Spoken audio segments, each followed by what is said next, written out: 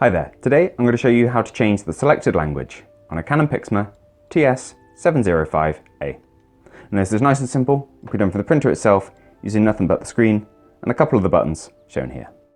Now although my printer is currently set to English, you should be able to use these instructions to get it changed from whatever language it's in currently to whatever you desire.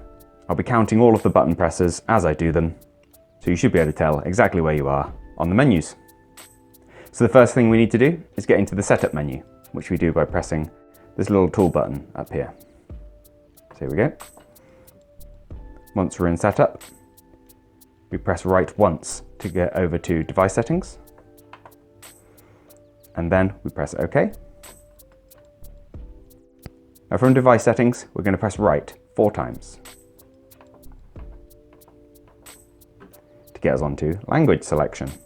Then we press OK, and we're on the menu where you can select the language. Now obviously I'm on English already, but you just use the left and right arrow to scroll through to whatever language you desire.